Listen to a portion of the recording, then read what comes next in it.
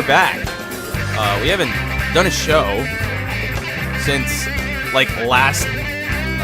Well, last week? Yeah. Feels like it's been forever. Oh, yeah, we didn't do Money in the Bank. Yeah. We didn't do Money in the Bank. Hello, everybody. I'm Joe Nohana. I've got Tyson Touloud across from me. Hey. Anthony Crusoe on the right. And you can go to falconarrow.podbean.com. So if you want to listen to our stuff on the go, then you can subscribe to our YouTube channel if you wish to do that. And find us on Facebook, facebook.com/FalconArrowCast. We're going to be very busy in about a month.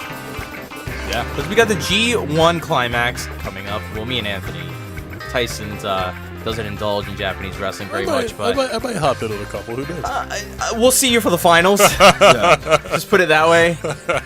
We got the G1 stuff coming up, and I thought we did our share of the work at the Super Juniors, but Yeah. I don't think I've seen. G1's going to be longer. I don't think I've seen the whole thing. Did you see the names they released? The names came out, and this year is stacked. It is, yes. Big time. Ibushi's back. I'm stoked for that. Kota Ibushi is on his way back. Well, nudge, nudge. He's kind of still there. Yeah. He hasn't gone anywhere if you know who he is. But, yeah. But the G1 Climax is going to be massive. My boy Nagata is going to be there. Yes. But just some asshole named Kojima's going to be there. Hey, yo, fuck off. No one gives a fuck about Cozy, bro. He sucks. It's all about the best lariatter in the world. What a piece of shit. But yeah, G1, looking forward to the G1. They showed the card at a house show, had a Kazuna Road show. And the biggest pop of the night, I think, or the whoever, when the names were coming up on the screen, the person with the biggest pop, probably Kenny Omega. Everyone loves Kenny Omega now. I'm glad Kenny Omega is supremely over nowadays. I wonder if he goes back to back. No. Nah, I think I'm sticking with Okada. Yeah, I'm pretty sure it's Okada. Okada challenges him in Wrestle Kingdom. It's the only way you could go with this. But if you would like to vote, if I should dress up like Kenny Omega for Comic-Con this year, text 1 and send it to falconarrow at gmail.net. Standard texting rates may apply. I just got to find the Chia Pet seeds to put in my fucking head so I could grow sweet hair like him. But aside from the G1, which is coming up, we got Mauro Ranallo. Mauro Ranallo is going to be the new broadcaster for NXT. No way. Mauro's coming back. Hey. Fuck you, JBL. You son of a bitch. The article here on The Observer says Meltzer reported that Ranallo coming back to WWE was not a dead issue. His contract with the company had been set to expire in August. So technically, he could still come back probably whenever he wants to. Yeah. So that's what he'll do. And I assume this is because Tom Phillips has a lot of shit to do on SmackDown nowadays because of Mauro Ranallo leaving. Yeah. But it's fine because Tom doesn't have... You don't want to overwork these guys. And God knows, once Mauro Ranallo comes back, I don't know what you're going to do with Percy Watson. Yeah. Nothing. You can't do shit with Percy Watson. You're going to have Nigel fucking McGuinness and Mauro Ranallo on commentary. If you added Kevin Kelly, Percy Watson doesn't do anything now. He doesn't do much. He just yells when Ember Moon hits the Eclipse. That's all he's good for. They should really replace him with Steve Corino. Anybody. I would rather see the Velveteen Dream go on commentary than Percy Watson. Wow. Aside from that, we've got the Mae Young Classic. Some stuff. Some more names. Tessa Blanchard will be there. I thought she was going to come because she'd already done NXT shows before. So. And if you follow her on Instagram, she was leaving Japan and saying her goodbyes, leaving Stardom for a bit. Abby Laith, I suppose, is the way you would pronounce her name, or Abby. Oh, that's Kimberly. Yeah, Kimberly's new name. So anything beats Kimberly Frankel. I would if you would have just called her Bob, I would have been fine with it because Kimberly Frankel is a terrible fucking name. They were botching her name. Well, Kimberly Frankel's her real name, and they were calling her Kimberly Frankel. It's a terrible fucking real name to have, dude. Some more names. Tainara Conti. She is one of the girls being used as fucking Andrade's fucking. Oh, his housewives? Yeah. Nice. Yeah, she was like I think Brazilian, like jiu-jitsu. Does Andrade have like a harem or something? Yeah. Oh, nice. A woman by the name of Kavita Devi, who was trained by, listen to this, the great fucking Khali. Who the fuck gets trained by that? So she's gonna like walk awkwardly to the ring. And she's going to chop everyone in the head. Jazzy Gabbert, I've never heard of any of these women. Yeah. Obviously, they will join Toni Storm. Yep. Princessa Sugahit. I don't know who that is, but sounds like a great name. She's from AAA, I think, or something like Maybe. Lacey Evans, and of course Sarah Logan. So and obviously Tessa Blanchard, who's probably going to be one of the favorites in this tournament. Aside from Kairi Hojo, Tessa, and of course Toni Storm. We got to get all the Stardom girls are going to be over as hell. Like, I'm sorry, I apologize to anyone else that's in this tournament. That's like a quarter of the Stardom locker room is leaving. And if Io Shirai showed up, if only, she would have ran the table in this whole tournament. But other than that, that's all so far, and the tournament will start taping July 13th and 14th at Full Sail University. So we can look forward to that very soon. Sweet. And in September, we'll get the full tournament. Yeah. Aside from that, not much going on except WWE television. Here we go. Take a swig for the working man, everybody. And I stole Stone Cold's catchphrase. Monday Night Raw, 6/19/2017. Evansville, Indiana. You know, Raw country. Oh boy. Oh, but before we get into Raw, I forgot. Mini review for mini review for Money in the Bank. We didn't get together for Money in the Bank, obviously, because Nick had stuff to do. Everyone had things to do. So I'm Nick. Tyson Toulouse. I'm not dropping. Don't shoot me, bro. I don't want to shoot names. We've already used Nope. No, Keeping kayfabe alive. Yep. We couldn't get together for the pay-per-view, but you barely watched it, you said. Yeah, Did you watch it, Anthony? I saw all of the pertinence. I watched the whole thing. Basically, if I could summarize it without getting too into it, the main event was fine. Other than that, shite. Everything was just fucking awful. Literally, the best other good match on that show was The New Day versus the Usos. That was actually very, very good. Yeah. Not very, very good, but quite exceptional for a tag match. And St. Louis, thank God, well, bless their hearts, I suppose, this was a good crowd. Yeah. Very good crowd. Treated to a god-awful show. Yes. Like, you had a wonderful crowd, and you gave them God knows what. Nothing. We got to see Mike Bennett get his balls chopped off. Oh, my God. Mike Kanellis. What a scumbag. I guess that's the gimmick. Yeah. Is that he is... I like how JBL's like, he took her last name. I loved it. I actually loved that a lot. I was like... The look on his face, it was hilarious. Like he'd never seen it before. And I don't know what show I heard this on. Maybe it was Don Tony and Kevin Castle.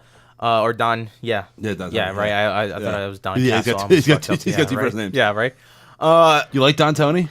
The sound bites once in a while on YouTube. I get to hear a lot. Once in a while, but not that much.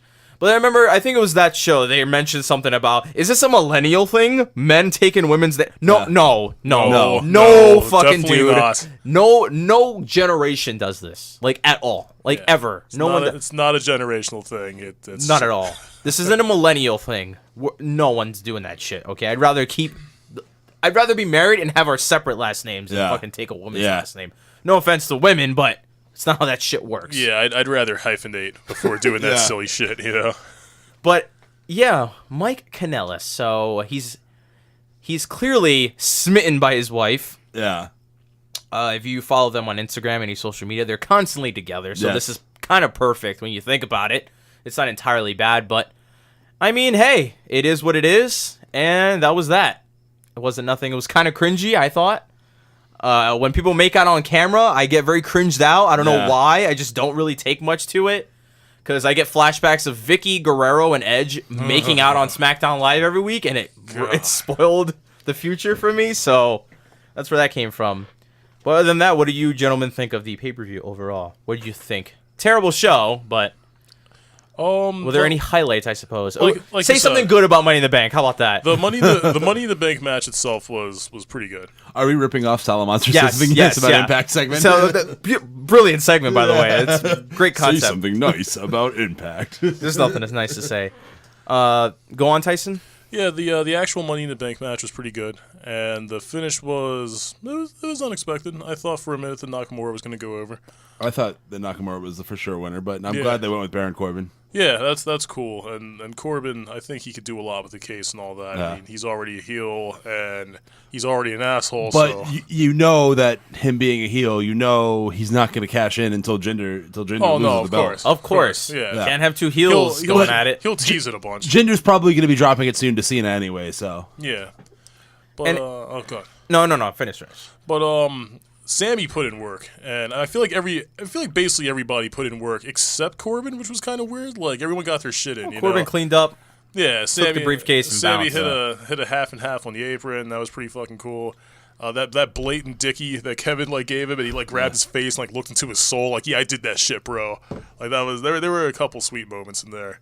The highlight of this match was Nakamura and AJ Styles. Yeah, that was the big draw. When they put the ladder aside and shit, I was put the ladder aside. Man. And they knew they had to fight each other. That's how it went. But the match itself was not bad. The women's Money in the Bank. And I wish we were reviewing Money in the Bank right now, but we're not. Well, let's talk about it. We're here. Well, just the women's match, okay? Yeah. The first ever women's Money in the Bank, okay? They talk about how women have trailblazed, and of course, Moolah and Mae Young, they've done all this great shit, and Lita and Trish, the usual. And it's tonight we make history here in Money in the Bank. And they fucking, ruin it. Everybody hated that finish. Ruined it. I thought it was fantastic. Go ahead, Ant. Elaborate. Is it because Carmella won? Oh my god! Not because Carmella, but how she won. That's the perfect way to get heat on her and make her a top heel. I get it. Totally understand. That's fine. Okay, but you can't stick your hand down my pants and go, "Women's Money in the Bank." Am I right?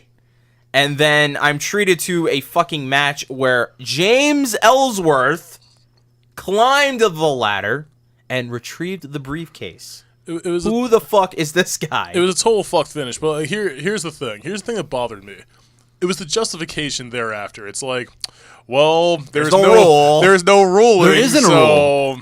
There's no precedent, so we can just do whatever the fuck we want. The fact that they scheduled a second one is what pisses me off about it. That too. Which if you're still the guy who's at home paying $59.99 for these things, I hope nobody's you're not. paying $59.99 anymore. If you're but I'm sure somebody out there is. If you're still paying the pay-per-view price for this shit, you're basically getting half the damn thing next week anyway, because you're going to have the women's match all over again with Lana and Naomi. And they're going to have the Money in the Bank ladder match next week too. So I mean, you might as well. Well, if you think about it this way, Money in the Bank, this is what it was to be in summarizing it, was to set up the television show. That's all it did. Yeah. Because we had nothing but fuck finishes. I mean, Jesus Christ, the Usos and the New Day was a great match. I was invested. Yeah. I was like, wow, this is good. And how did it end? These motherfuckers walked away. Walked away. Which brings me to another point. Can we, grow up and get over these rules? Why do we have these rules? Where the champion can literally do anything he wants and keep the belt. That's so fucking stupid. It's the champion's advantage, bro. Bullshit. Bull fucking shit. This rule has been in place since God knows how long. Maybe the 30s and the 40s when this business turned into a work. It's awful. Awful, because you could just cheat every match. Why? Who wants to see that shit? It's stupid. I hate it. I hate it so much. I hate being treated to a great match and not getting a good finish. That's just me, though. Yeah. There's this thing called story. They're trying to advance a story. They're setting up a rivalry between the Usos and the New Day. Okay, if the Usos and the New Day made that a thing, and then the Hype Bros are getting a fucking shot at the belts. What was the point then? The Hype Bros are getting broken up. They're not lasting long. What? Excuse me? Who's getting broken up? What are you talking about, Anthony? They're about to win this match. Shut up. You know it's obvious. Oh, wow. Man, come on. We're trying to keep a positive face here. But regardless, though, I mean, Ellsworth ruined what was otherwise a pretty decent match. Except for Charlotte's unnecessary moonsault outside of the ring, and the fact that she had to reset up the ladder to set up a spot with Carmella that was so obvious that really made me mad. The match itself... A lot of big boots, though. She dealt a lot of boots. And a lot of slow climbs in the ladder, which... bothers everybody. Yeah. It's a Money in the Bank ladder match, though. They have to. The person who got the most out of this match, and I dare say it, and anyone could argue it, Tamina, she was kicking everybody's ass, okay? Yeah. Literally whipping everyone's ass. Beating everybody up with ladders. To an extent, yeah. She was the highlight, not the highlight, but definitely someone that put in a lot of work in this matchup. She did. I mean, she got hit with a bunch of ladders. She threw some super kicks. It wasn't... But she got a lot of offense in, is the point. She was like the pretty much running the entire beginning of this match. I would say out of everyone, Charlotte got the most offense in. She was just lighting this up. I thought Tamina looked the best in the match, but obviously... Yeah, she was throwing mad big boots and everything. Like, she was all over the place. Crazy fucking fisherman, like, in the corner to kick things off. The issue with this matchup and the men's match was the men's match, everybody was doing stuff. Stuff was going on over here. Stuff was going on over here. The women's match, everyone takes a fucking nap on the outside. 2 people get in, they do some shit. They take a nap. 2 people get in, they do some shit, etc. Rinse and repeat. That was the only thing that bothered me about that match. It didn't feel like a Money in the Bank match. You think Money in the Bank, you're gonna think someone's gonna die. Okay? There's gonna be craziness going on all over the place. It was just chicks beating each other up with a ladder, taking turns doing it. That was really it. And I mean, hey, maybe you might want to argue that and say, well, it was fine no matter what. But when I think Money in the Bank, I think chaos. I don't think about Charlotte and Becky having a one-on-one in the middle of the ring with a ladder. Like, that's not my idea of a Money in the Bank ladder match. But overall, pay-per-view was just a big fuck fest. Let's just put it that way. Yeah. And what saved it was the end, and they couldn't even give this crowd a Nakamura entrance. Someone was probably in that crowd going, man, this fucking show blows. But, man, I get to see Nakamura come out. Nope. Sorry, Jimmy. You don't get to see that shit anymore. But it set up the television show. That was what it was for. And here we are. And now we're getting another women's Money in the Bank match. And some more tomfoolery with the Usos. So, but we will get to that. So, Monday Night Raw, Evansville, Indiana. I mean, what can you say about Raw these days that we haven't said 10 times over? It's the same show essentially every week, except for, like, Joe and Lesnar doing all the work. And, of course, the big comeback of Braun Strowman, but, you know. So Roman Reigns comes out to make his announcement, says he's never been beaten one-on-one before. And then he says, ask Finn, ask Braun, who have beaten him before. Wait. He's never been beaten one-on-one before. Ever. Yup. Period. Unless he threw something in there, I believe he said that. Really? Because I'm pretty Maybe sure... my ears weren't working, but... I'm pretty sure 4 months No, ago... he definitely said that, yeah. I'm pretty sure 4 months ago, Samoa Joe went over him clean. What was that? Yeah. Talk to Roman. I have no idea. This guy's clearly delusional. And didn't he lose the belt to Dean Ambrose? Isn't that... No, Seth. Seth yeah. won the belt and then lost it the same night last year. Roman says he will get a shot at the belt no matter who the champion is. So Roman comes out and says, hey guys, fuck you. I'm in the title match. No matter what. I don't care who wins. At Great Balls of Fire. So Roman booking himself. Joe comes out, says he's never been beaten or Roman's never beaten Joe before. They get into a little fight, and then a match is made later on in the night. Or Roman, by the way, called him Just Joe. What a scumbag. Just some guy named Joe. Just some guy named Joe. By the way, Samoa Joe talking to a Samoan named Joe. Yes. Can't get over it. So Elias Sampson comes out in the ring, says he needs complete silence to tune his guitar, proceeds to sit there and say, I will stay here all night until you guys shut the fuck up. Everyone thinks, Balor comes out to stop this tomfoolery. Everyone thinks Samson and Balor are going to wrestle, but instead, Samson walks away and Finn Balor wrestles Bo Dallas on Monday Night Raw. Oh boy, that's actually where my notes started. 8:44 p.m. 8:44. Bo Dallas comes out, sporting a little beard and mustache, looking like Jack Black and shit, and he takes it right to him, man. Like, he doesn't even wait for him to get his little jacket off. He just starts whipping his ass. Listen. Bo did some shit in this match. He did pretty damn good for himself. He did. He got his shit in. He tossed him around a bit. And then, Finn decided to come back and throw him against every fucking barricade in the building. So Dallas got a little offense in, and obviously he got beat by Finn Balor, because you can't be beating Finn Balor when you're fucking Bo Dallas. Hey, man. He was former NXT champion, too, so... I suppose. He ain't that guy no more, I'll tell you that much. Not. No, he is not. So Kurt Angle and Corey Graves are talking in the back. Graves says, Kurt, I know you didn't have a good Father's Day. And that we both got the same DM, right? Nudge, nudge. and then Enzo and Cass get into the mix, and now they're trying to get to the bottom of this whodunit storyline because it's overwhelmed, or it's stayed too long now. It's way past the stage that it should have been done with. And Kurt says he'll deal with it tonight. So Kurt has been doing some investigations, and if you know the outcome of this Raw, his investigation was quite shitty. Seth comes out to talk about his 2K18 cover. Cuts a very heel promo. Says he's made tons of money, filled his house with a bunch of irrelevant shit and nice shit, and he's won tons of titles. And I'm just like, wow, man, can you be any more of a dickhead here? Says something is missing, and that being on the cover was missing in his life. Get the fuck out of here, Seth. Like, and you guys know I love Seth Rollins, all right?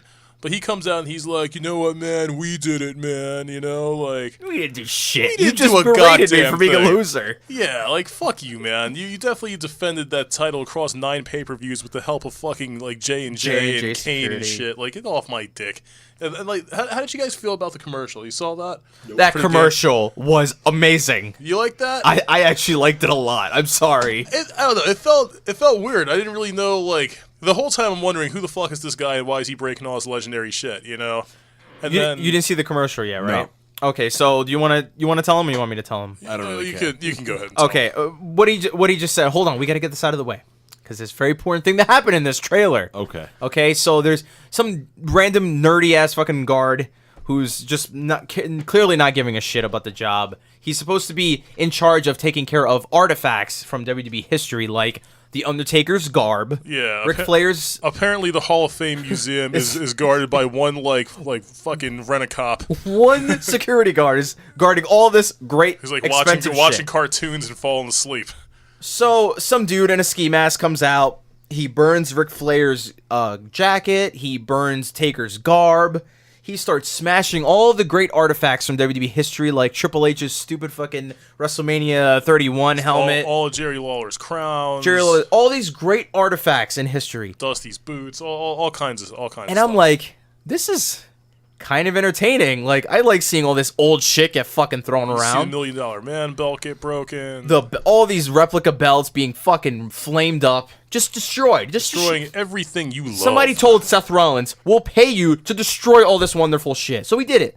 The Andre the Giant statue. Hold on, that was the punchline. Best part about it, he gets to an Andre the Giant memorial statue. Or, I'm sorry, I'm like rigged to say that. Andre the Giant statue, right? And Andre's got his hand out, and it's Seth, by the way. Big spoiler, sorry. It's Seth in a ski mask. Oh, damn. He puts his hand, and he puts it right up against Andre's, like, big fella, I'm destroying all this shit, but not you. That touches, and then he fucking knocks his head off with, like, a sledgehammer. And I'm like, how is this okayed? Yeah, Like, it felt really, like, weird, man. It did feel weird. I'm Very, like, very what? rebellious. I'm like, what are they doing? It was super edge, bro. Because you you gotta know check it out. anything with Andre No, on I it. don't care. Anything with Andre on it is super fucking important. Yeah. But The Hulkster was conspicuously absent from this. that's Hall right. of Fame. And CM Punk's assist was absent from that whole thing. But yeah, he lights the whole thing on fire, and he steps outside, lights it more on fire, I guess, and then pulls off his ski mask and reveals himself to be none other than Seth freaking Rollins. Yeah, and, dude. He's a scumbag. Yeah. What a heel now. Is he a heel because of the commercial? I don't what do know. we do? I mean, He burned all these artifacts. is he in like a program against like wrestling? Like I don't know. I don't know. Don't you mean sports entertainment? Yes, against sports entertainment? I don't know. So the crowd chanted, "You deserve it," for being on a video game cover. Hey, man, that's a big deal. Dude, really? You deserve it? Dude, if Seth took a shit that day, he would have deserved it. They chant this shit for literally anything. Oh, yeah. Okay, it's overused and stupid as hell. Wyatt comes up on the Titantron, says a bunch of shit that I personally don't give a fuck about. They talk back and forth for a bit. Creepy stuff is going on here. The lights are all turned off. Bray's a little upset that Seth took his name in vain, so he's got to punish him. Like I said, big guy. That was the gist of it. Bray Wyatt, it's just in one ear and out the other. So Wyatt makes his way to the ring very slowly. And like a fucking loser, he gets knocked over by Seth before he can even get in the ring. I like that, because you could kind of see like Seth move off to the side. Why doesn't more people do that? Like, why wait for Bray to like take his long dark walk down to the thing? You know like, what? That's a great question. Like in the dark, you see Seth kind of like get up on the turnbuckle, and as soon as the lights come on, like Seth's in midair, just crossbody to the floor, and he cut his face. Did you see that shit? Yeah. Oh yeah. Yeah, it was Had weird. a big gash. Apparently, Bray Wyatt's Samoan, because his head fucked his whole. I don't know where he hit. But Yeah, wherever he he hit wherever off a he lantern or something. whatever he hit, it fucked his whole face up. But basically the whole point of this was that Bray Wyatt cut another promo. He came to the ring very slowly, and he just gets his ass knocked over, and that's it. End of the segment. No one cares. Charlie Caruso interviews Finn Balor in the back, asks him what his predictions for tonight's Samoa Joe and Roman Reigns match will be. Why this has to be an interview, I have no idea. And then Elias Sampson attacks him to end the segment. And that's it. Never upstage me again. That's right. So we're going to get the long-awaited Elias Sampson and Finn Balor rivalry. Oh, man. That's Can't a wait for dream that. rivalry, man. That is. Oh, baby, it is. Bo Dallas and Curtis Axel are in the back. And I have no idea why I'm watching these guys on the Hulu cut, but they were on the Hulu cut. Axel tells him to believe, tries to give him a pep talk. Miz comes in. Says both men need to change their shit up. Because Bo is still incensed from earlier. He's still super pissed. Should have won that match against Finn, you know? So the Axeman's trying to, like, calm him down and shit and tell him to relax. By the way, Curtis Axel in a fucking suit. Like, what? Where have you been? What are you wearing a suit for? This might have been... Well, I mean, he's got to show up give me a for break. catering. Give me a break. This might have been the best thing that happened, like, all of Raw, just because of what The Miz said. And would you like to go ahead? No. Go on. Do me the honors. So he basically tells Bo, like, yeah, you used to be pretty good, and now you're shit. So stop being shit. And he's like, and you Axe, man. And then Curtis Axel's like, yeah, well, you better watch what you say, man. And Miz is like, or else what? Or else what, Kurt? You gonna hit me? And then what? And what about next week and the week after that and the week after that? It's like, I'm going to be IC champ, and I'm going to be defending this thing and still being the Miz and stuff, and you're going to be in the back wrestling catering. Yep. And I was like, oh, my God. That's the second catering reference. Yep. They've been listening to JD's show. The catering has caught on, everybody. Yeah. He said, you'll be Catering in the club. back wrestling catering. And I was like, oh. The Cater Club, too sweet. Right? This pie is too sweet. So he's like, you know what? Tell you what, how about you guys become my monkeys, and we reform the job squad, and you guys, start earning a paycheck around here. Adds them to his entourage. So now the Miz has his cronies. Well, not yet, because they still had to decide. Oh, that's right. Yeah, he kind of left them, but he's like, why don't you boys think about it? And then he disappeared. No one knows what happened. We'll get to the climactic ending. We'll get there. Roman Reigns versus Samoa Joe. Why this match went on at 9 o'clock, maybe? Maybe, I don't even think it was 10 when this match went on. This should have closed it out, because This this should have been was the main actually event. a fucking sweet match. This was a good match with two guys who knew how to work, and we've said what we've said about Roman before. He's not a terrible worker, and Joe is Joe. But they have a great match. Yeah, together, these guys fucking killed it. A lot of the crowd was really into it, The only issue that I might have is that, I mean, and this was obviously not going to happen, but you've got Samoa Joe going up against Brock Lesnar. Here he is on Monday Night Raw, going up against the Big Dog. And the Big Dog gets more offense in than Samoa Joe does. I mean, Joe got a lot in the beginning. Before the ambulance showed up, who was going to win this match? It was kind of up It in was the air. going to be Roman, He dude. kicked out of the spear, bro. Oh, no. Roman was setting up for one final spear, and then the ambulance showed up. He kicked out of that spear, though. They were both laying there. It could have true. went either way. But Roman was setting up for the victory is the point that I'm But trying they to make. showed a clip before the match 4 months ago when Joe made his debut where he went over clean as fuck. And I'm like, oh, shit. He actually beat Roman. Okay. In his first match. All right. Good for you, Joe. I figured maybe he'd do it again. They did the same sequence, and Roman kicked out this time. But I digress. In the midst of, Joe telling Roman to put some respect on his name and tell him he's going to learn it and shit, all of a sudden we hear the beeping of a large vehicle backing up. And lo and behold, an ambulance on the Titantron. And I don't know. Is there a doctor in the house?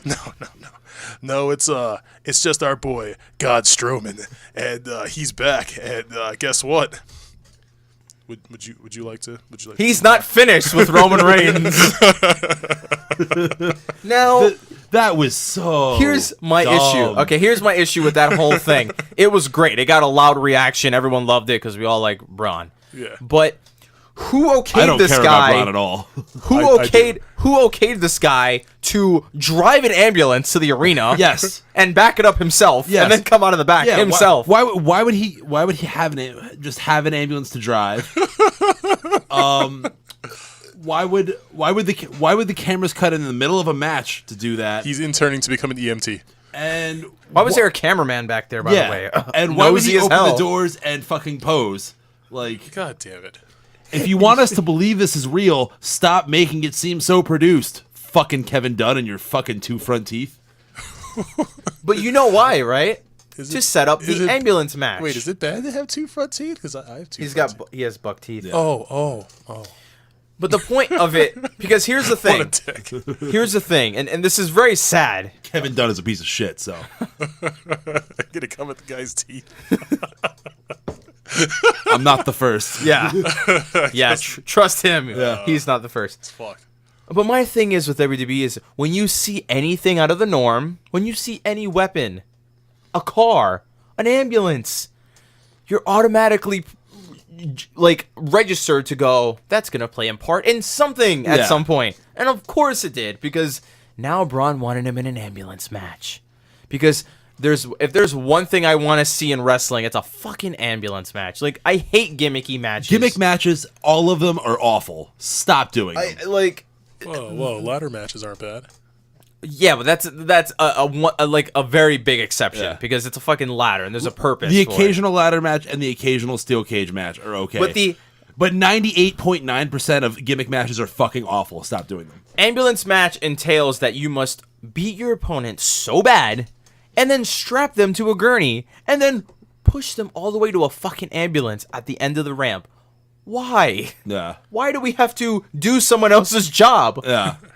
Why do we have to be EMTs all of a sudden? Like, They should have had Just a casket match. beat the guy up really bad, and then tell him to escort him out in a fucking Or a ambulance. dumpster match. People get paid for this, you know? Like, they could do it themselves. But, great reaction. Braun's back. Everyone loved it. He crushed Roman, told him he wasn't finished with him, and then goes, The meme became real. That's great. I'll see you at the Great Balls of Fire pay-per-view. They are stressing the pay-per-view aspect. I have no idea why. Usually it's Roadblock End of the Line or SummerSlam. Now it's the Great Balls of Fire pay-per-view. I don't know why they need to throw pay-per-view in there, but they keep doing Maybe it. the term pay-per-view came off of Vince McMahon's ban list. So you can say it now. What? It's got the word pay. I don't think it would ever go on a ban list. Right? I don't know Hearing how the word pay-per-view is strange because the network, and technically we pay to view it, but it's $10. I don't know how I feel about this because, like, okay, so I love Braun. You all know this. I've been waiting for Braun to come back for a minute. I think we all have. Yes, but I haven't. Braun's awful, so. You're a piece of shit. Go on. I feel like this is another case, and Raw has been doing this all too often lately, where Raw kind of like popped the cherry a little early. You know what I'm saying? Like, I feel like they could have saved this for anything else. Well, he wasn't hurt. He wasn't really hurt that long. I know, but I'm It just was saying it was a work. I'm just saying they could have saved this for a more auspicious moment than to have him interrupt and ruin what was otherwise a fantastic match. They could have had him come back at like a pay-per-view or, you know, something. You know, and I get it. Like, you can't just have the guy stay on the shelf Well, longer than but- he needs to. But it's to setting play up mind the- games. Well, it's with setting Roman. up the pay-per-view, which is And- what? And But How it did, would've he, been how did huge. you know the time slot that Roman was going to be on? That he just happened to show up right on Right? top of the ambulance. Shut up, Anthony. you think he came out of the hospital bed, stole an ambulance, and then came straight to the arena? He had someone on the inside text him like the timesheet for what time Well, each in- match is I think going. you're reading into this too much. In either case, You're like, breaking this down too much. Yeah, I know. You're gonna go crazy. The other reason that I feel like this is like poorly timed is just because, like, all right, so when Braun left, he left a pretty big void, you know, at the Yes. top. Like, we needed him there to fill that space, to keep Roman away from Brock and blah. Well, it was blah, supposed to be blah. him at him and Brock at Balls of Fire, right? Yes. Yeah. And then they changed that. Now that's probably going to be SummerSlam. So, like, at the time, we really, like, missed him because, like, he was really super needed. But now, like, they've been building Joe pretty well. I mean, I know we're only, like, 2 weeks into this build. Joe's doing good. But Joe's doing the job, you know? Like, he's filling that role. Well, Joe's the best thing they have, so. Yeah, he's Joe's fleshing out nicely into that role, into that, like, big dominant Ass kicker role. mode? Yeah, like, he's doing good. So, like, now it feels almost like an embarrassment of riches, kind of. Like, they have too many big guys at the top now, you know? You can never have too many big guys. I mean, you've got 2 over guys now. Braun being hurt gave Joe a chance to shine. That's and true, got too. us to go, wow, and it's Lord fucking knows, Samoa Joe. Lord knows, if it wasn't for that, Joe would probably still be doing dumb shit with Joe Seth. would probably be wrestling Seth in a no-holds-barred, whose knee's going to get popped this time around match. Yeah, it's like who so. knows? So I'm glad for that, but like now that Braun's back, it's like it's not that there's not a place for him. I just feel like there's less of a need for him. Well, now that we're so sold on this Joe Lesnar match, Yeah. that it's like, it's Braun. But it does Nice. it does give Roman something to do, you know, because Roman wasn't doing shit at Great Balls anyway. So, I mean, Well, we know Braun's winning at the pay-per-view. oh yeah, Can't have him lose to fucking Roman Reigns Nah, in a ambulance match. And there can't be a fuck finish in an ambulance match. You can't give me that shit. yeah.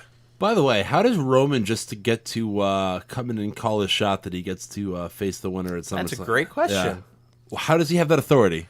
Because he's the big dog, Because Roman Reigns. him and Vince are in the same bed every day? I guess so. But I yeah, have no idea. So if Braun wins, you know that means it's a triple threat in SummerSlam, right? Which, I mean, that's the rumor anyway, so. Probably. That'd be kind of cool. No, it wouldn't. It's fucking awful. Well, I mean, I'm not a big fan of the obligatory triple threat, but I'd like to see Braun and Brock. Like that'd be.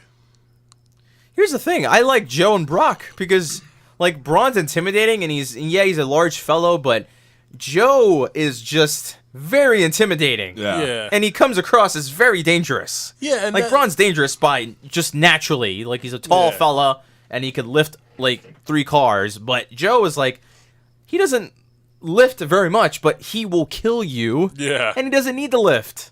That's true. I mean, I do like the program they've got going. They've built Their him promo extremely on this well. show was fantastic. Yeah. The whole Brock Lesnar basically calling him a bitch. He said bitch a lot. Joe saying, listen, motherfucker, I don't care. I'm going to kill you. It was great. Wonderful segment. They didn't even need to show up. Just that segment would have sold me on it, and it's still selling me on it. Absolutely. And, you know, like, I really liked when Braun, you know, came out and, like, pushed Brock and shit, put his hands on the title and all that. It looked good. Like, because, you know, Braun's bigger than Brock, so it's not very often you get to see that. Yeah. So I'm still looking forward to that. So I really wouldn't mind having, like, a triple threat or whatever. I'd rather see, like Braun and Brock one-on-one. I'd rather see them one-on-one, but... One-on-ones, you could tell a story. Triple threats, like, you could take a nap on the outside and the 2 guys could wrestle. Who cares? Like... And triple threat matches have not been WWE's forte as of late. So he challenged him to an ambulance match, and I wrote down here because I don't know why I wrote it down, but I said something tells me Roman will not decline this offer. He might not. Who knows? We have to hear from him next week. We got a Miz TV segment. The whole point of this, as said by Michael Cole about 8 times, was that the Miz is in the doghouse. Because he got his wife mad last week by destroying the grandfather clock. He's sleeping on the couch in the house that she dropped $400,000 I was of about his to money say, on. She's mad What about a the bitch. grandfather clock, but she couldn't handle him being mad about the fucking house. And not telling him. And the dog and before the that? dogs, yes. Buying dogs and strays just for the hell of it. You know, Mike has a lot on his plate with his stupid wife. But she's hot as hell. So... his own wife is the special guest on Miz TV, by the way. There's a massive box in the ring, and there's 2 fucking bears holding signs that read, "Please forgive me, and I'm sorry." So if you thought the bear was gone, oh, you're wrong. This time, Miz actually bought the bears, so there's no confusion there. He says he's sorry, or he brings out Maurice, says he's sorry, knows it's not enough, so he tells her to open the massive box. It's the same grandfather clock that she got him, only he repaired it. He says since he was sleeping on the couch, he slaved himself in a garage, taping and polishing this thing. Now, here's my problem. You know damn well that Mike Mizanin is not fixing a goddamn clock in his own garage. Bullshit. Maybe he's handy like that. Yeah. And how much right. fixing is he doing with fucking tape and polish? Like, what? Right? Boy, that clock looked awfully new to be taped and polished. Yeah, right. I doubt that any Scott tape was worked It's on a that. precision piece of equipment here. You fucking what are you taping? That was the first thing I thought when I saw this. I was like, dude, you are supposed to be an A-lister, right? You could pay someone to do it. Who cares? Tell me you sanded that shit down yourself, restained it, and shit. Get the fuck out of here. Give me a fucking break. Miz apologizes, says he loves her a bunch of times, and just as they're about to kiss and make up, here comes Jon Moxley. He gets in the ring, looks to be headed right for the Miz, but almost like it's his instinct, Miz pulls his wife in front of him. Maurice gets champagne all over herself, and Miz tries to attack Dean, but he misses, and he runs into the clock, breaks it all over again. Why would you go for a head-first fucking spear?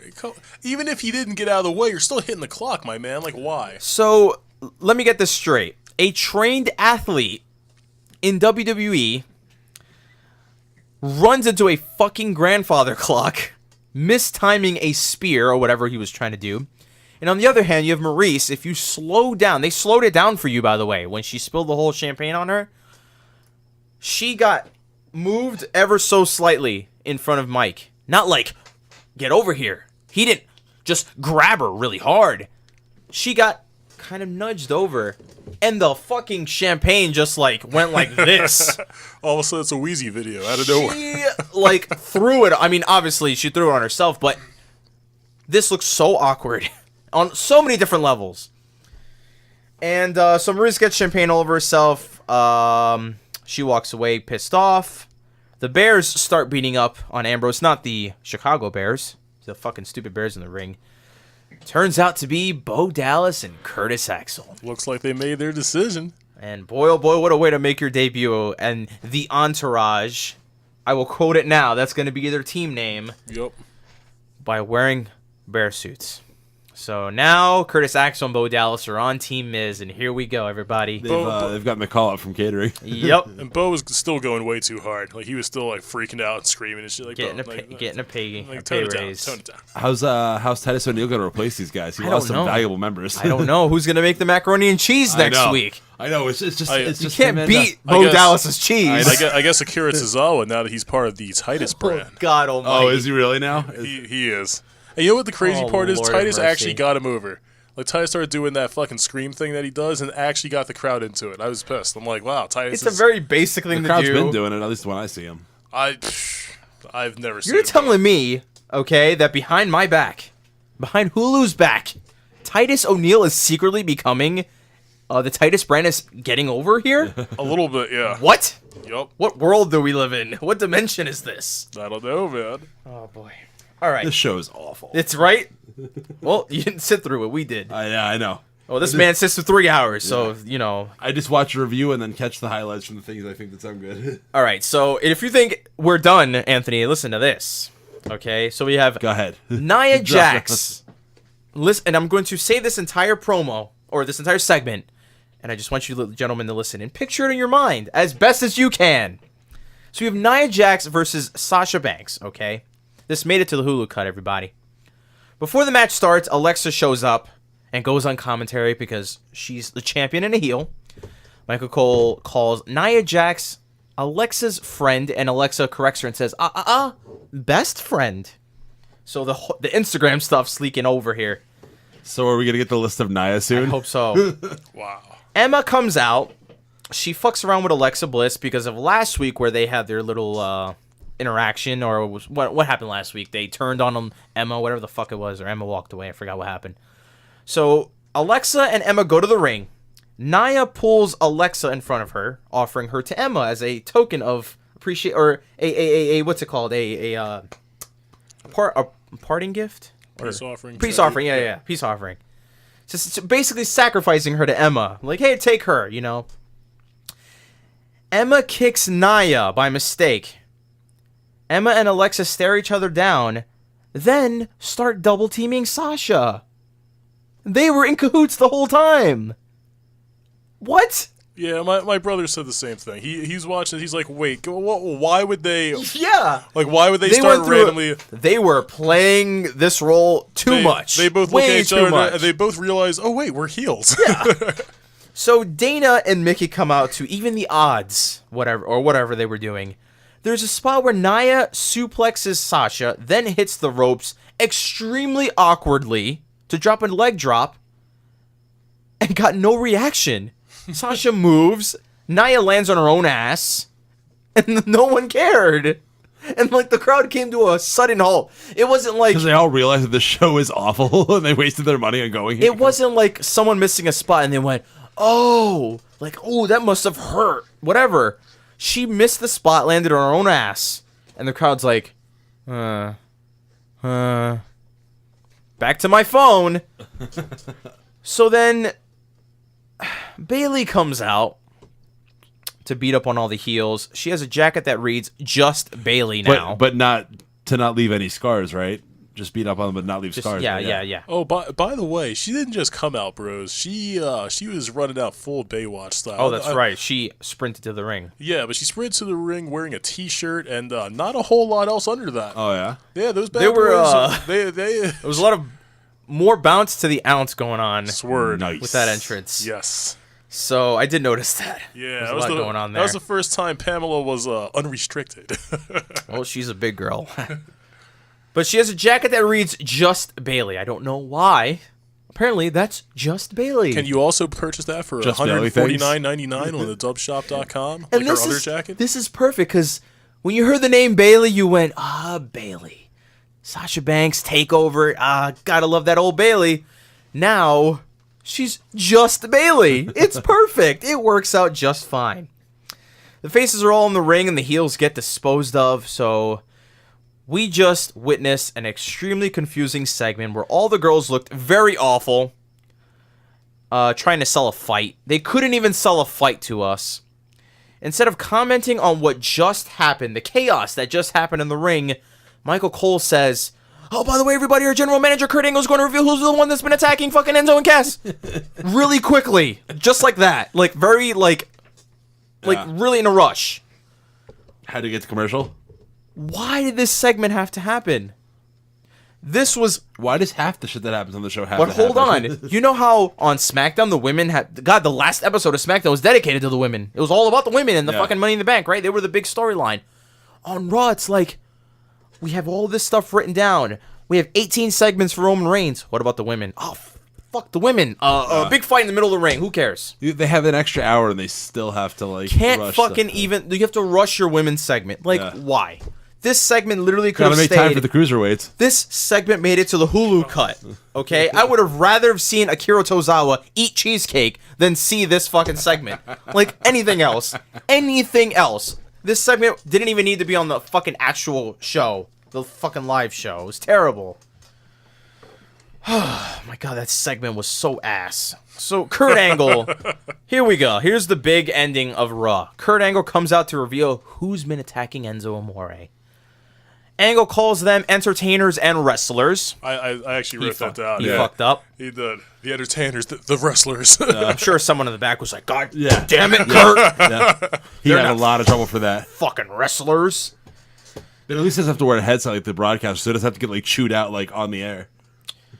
Enzo and Cass do their entire entrance. Now, to the normal person, it's like, well, they have to. It's their gimmick.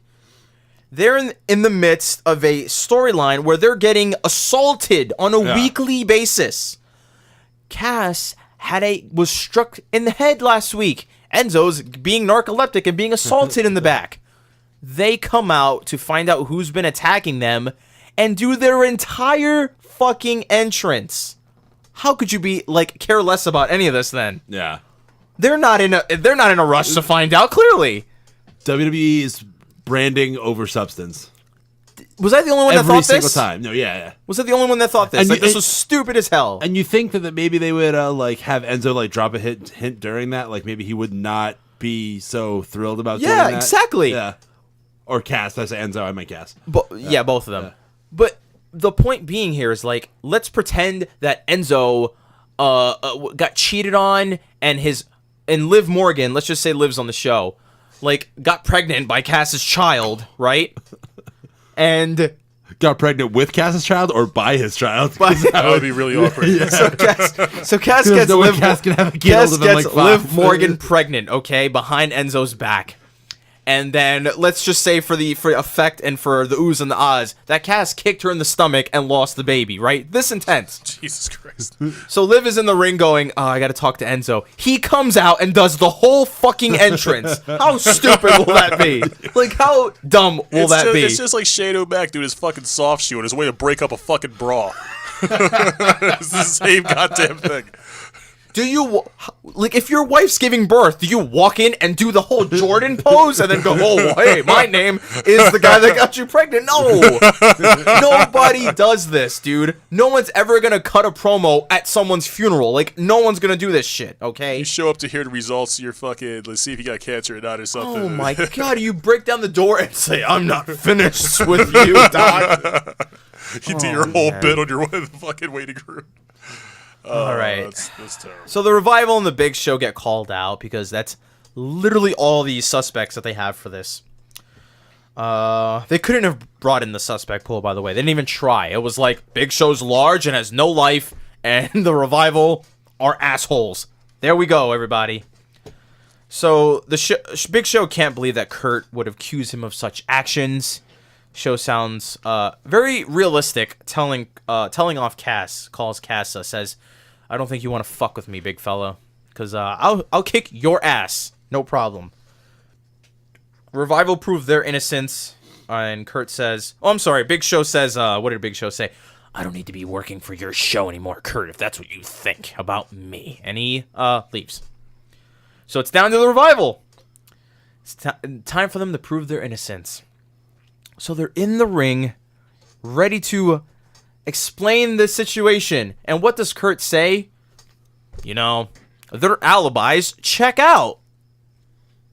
So what the fuck are they doing here? Yeah. Why does it matter anymore? Yeah. Why'd you even call them down? Right? Yeah. What? And you'd think in a matter of workplace assault, you wouldn't handle it on national television. You think you'd handle it with, like, maybe some authority figure in a back, maybe behind the public closed door, eye. you know, with HR. This was Kurt Angle's investigation. Well, that's all I got, everybody.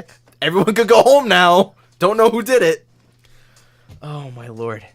So Corey Graves intervenes. Yes, and then Corey Graves conveniently having the footage at this moment in time. Instead of He maybe waited 3 fucking hours to show this fucking footage, okay? He could have shown Kurt last week. He could have shown Kurt on a fucking show Wednesday. Is so fucking retarded. He could have... He held out for this moment to do this. Sports entertainment. He held out... No, don't ruin this for us. He held out They this want us to long. believe it's real. How can you believe any of this is real? I don't think they want us specifically to believe it's real. I think they want all the kids to believe it's real. But go on. They want their general audience to believe it's real. Anybody who's older than 7 should figure half this shit out. He's not entirely wrong. This is very easy to figure out. Finding out Triple H assaulted Shawn Michaels back in 2002 was not that easy to figure out. It could have been anybody. The same could be said about all performance art, but it's Dude, you weren't around for when Stone Cold got ran over. God, we had no idea who it was. And it was fucking Rikishi. And everyone blew a gasket. But they show the security camera from a week ago, right? Last week? Yeah. This happened? I guess. Whenever Enzo or Cass fell asleep in the back. They show footage of him literally setting up the entire area that he was covered in. The whole thing. The whole scene. This guy is so fucking stupid that he can't look up and see a goddamn security camera. Yeah. You're in an arena. There's going to be closed circuit television cameras all over the place. How fucking dumb is this guy? How stupid is Big Cass? Like, seriously. For real. And not only that, but why would there be a camera right there? Conveniently. This made no sense. I don't like this. The continuity is just all over the place. Yeah, he should have definitely seen it. I mean, he's 7 foot tall, right? It's right there. Yeah. He practically knocked his head on He his way in. just stops right in the middle of the camera and goes, this is a good spot to fake a fucking injury. right in like the perfect field of view, no obstruction. You know, this guy's such an idiot. At least, okay, and I will go back to the Shawn Michaels Triple H thing back in 02. at least the fucking footage was fuzzy. You didn't know who did it. Yeah, no, this is obviously professional this was footage. So HD security footage. Like, you could not get away with it. No one wears a soft shirt. I wonder who that could be. Yeah. And I really wish I wanted to do this. I wanted to go back and test or watch that footage and watch where he actually like ended up on the show before to see if like they didn't like fucking just do this like an hour before the show. One thing that I noticed, you know how there's that big piece of the stage, like a bar? That long metal thing? Yeah. It was on top of him last week. It was on top of him last week. This week, it was on the side of him. Yeah. There you go. I wanted to see that shit. I knew they were going to fuck that up. They fucked that up big time. And I'm waiting for him to put it on top of himself. He never did it. Don't care at all. He just like laid it next to him and just laid down. They're just like, oh, we got this dumb idea. Let's see if they fucking buy it. Because everyone in India will totally buy this. Yeah. Eventually, Cass has no choice but to admit to being the culprit. He goes, "You're damn right I did it. I did it because no one likes Enzo in the back, and he's annoying, and he's loud, and he talks a lot of shit, and he, what is it? He writes checks that his ass can't cash. Yeah, writes checks with his mouth. And his ass can't cash, and he didn't have to worry about it because he had his back the whole time.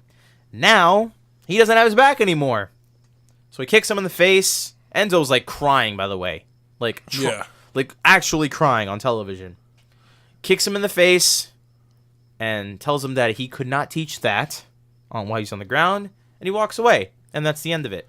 I feel like there was more than one way where Cass could have resolved this whole thing. Dude, listen to me. I know this is PG, I know this is WWE, but this breakup angle should have been way more violent. I would have made Cass, like, crush him. Like, torture him. Beat the shit out of him. Put him through a table. Fucking stab him with a pitchfork. Anything. Yeah, anything. Like, Enzo should have ended up shirtless and fucking destroyed. Beaten up. A pile of rubble at the end of this. This should have been way more violent, okay? Because breakup angles don't end in a strike and you walk away. Now, here's the problem. What the fuck are you going to do with Enzo Amore? That's what I've been saying. All right, so... Brand ambassador? So you... Okay. You're making a lot of money. Catering. You're making a lot of money off of this whole thing. Probably. Right? That's probably where he's headed. You're selling a lot of merch. A lot of Enzo and Kaz merch is selling. As dumb as the whole thing is, they sell a lot of fucking merch. Kaz can stand on his own because he's a big guy. He's just going to be another big guy on the show. Great. Enzo isn't shit. He's literally just a mouthpiece. So you can either like set him up with somebody else. They're going to have to. Or you can try to like he's getting a love angle next. That's or you can try to have like a burgeoning singles career. Him and Bailey? Yes, I was just going to say that. Gross. Or you could always put him on 205. That's what I was going to say, 205 Live. Yeah. Listen. That all sounds great. If Enzo was even half the wrestler that his own girlfriend was, okay? Enzo can't wrestle for shit. Yeah. No, he can't. His job was to get his ass whipped. And then tag Big Cass. And get thrown by get thrown by Cass. And say stuff into the mic. That was it. That's his job. To look like a fucking loser. Now that he's alone, people were saying that they should feud him. Why? That's what Cass is gonna whip his fucking ass. That's another thing I was thinking. This can't have like a big blow off feud between them. No. Who the fuck is gonna say, gee, I gotta watch Great Balls of Fire to see Enzo Amore versus a Big Cass? No, because Big Cass is going to crush him. Yeah, it's going to be god-awful. Enzo can't wrestle. He's just a mouthpiece. You put him with the Big Show or do something with him. I think they're going to go with the Big Show right with him. There's no other way to go. He likes big men, right? Well, there you go. The large fellow who's got nothing else to do.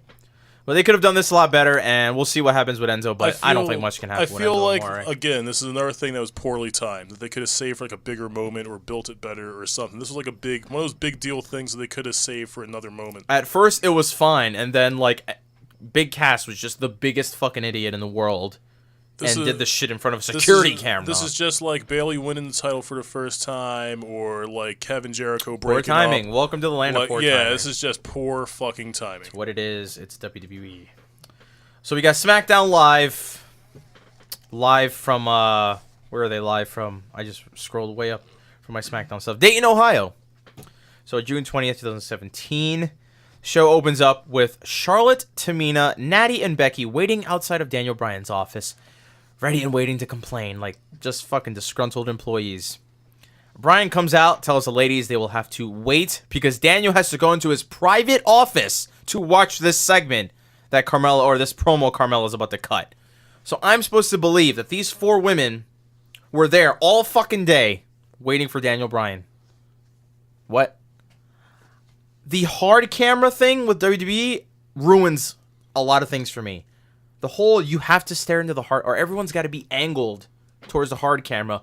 Nobody talks like this. Ever. No one stands like adjacent from each other, whatever the word you want to use like that, where everyone's lined up perfectly in view. No one does this. So why? Why can't we just have a basic backstage conversation with people? Have Charlotte drinking coffee. Have her in a fucking stupid hoodie. Like, something. Who the fuck gets dressed up in full garb to wait outside of Daniel Bryan's office? Fuck that. I'm wearing a tap-out jersey or a tap-out sweatpants and a fucking shirt. Like, no. Okay? You want us to believe that this stuff is real, but nobody on God's green earth would wear their wrestling trunks to wait outside of a manager's office. That's stupid as hell. Carmella comes out to cut a promo. Right before she started getting into the controversy, she hands the briefcase to Ellsworth and says, "Thanks, bro."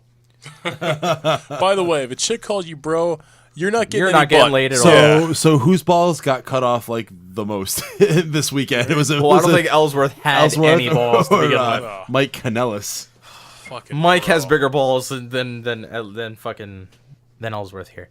Carmella says she won the match fair and square. She reminds everyone of 2 previous incidents where I believe Kane helped Seth win it and something else happened in 2014. I totally forgot what the other one was, but says the crowd are nerds and pathetic because they get on the tweeter and direct their anger at Daniel Bryan.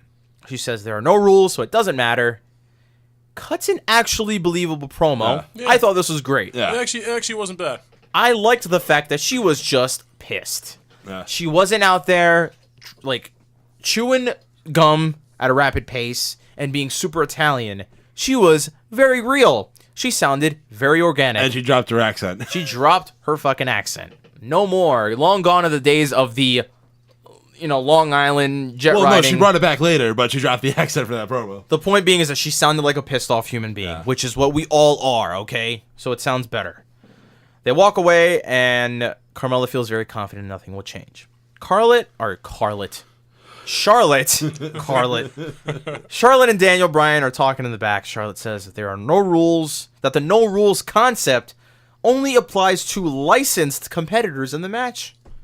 Tells Bryan to do the right thing, take the briefcase away from her. I had no idea they were licensed to compete in matches, by the way. If there are no rules, how does it matter if anyone's licensed to be in the fucking match? That doesn't make any sense. The no rules pertains to the people who are participating in the matchup, Anthony. That doesn't make any sense. Yes, it makes perfect sense. Because then they can use...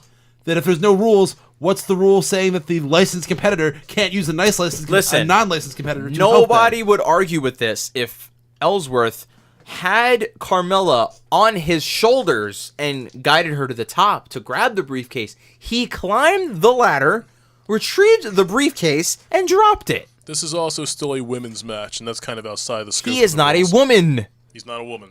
So. And he didn't win the match. He just grabbed the winner was the first person to retrieve the briefcase. She was the first one to retrieve the briefcase. She did not work for the briefcase. She did not retrieve the briefcase. It was basically dropped. She retrieved it. She did not retrieve it. No, she did not retrieve it. She had to go up the ladder and get it. She retrieved it from the air. She received it. She received it. She did not retrieve it. There's literally 2 consonants that will change the entire face of this. There is nothing you can do to make me understand why there was any rule. Well, you're just a scumbag, dude, because that's how this works. Okay, that's not how this works. It is. Not only do you have to be a woman to be in this match, and he wasn't declared the victor, so you shouldn't be able to... Still, the stipulation is you have to climb the ladder and retrieve the briefcase. No, there are no rules. She got the briefcase first. It's over. I'm pretty sure the stipulation is you have to climb the ladder and retrieve the briefcase. So that means in any Money in the Bank match. So if you happen to have gotten to the briefcase in any other way besides the ladder, it doesn't count. Nope. That's why it's a Money in the Bank ladder match.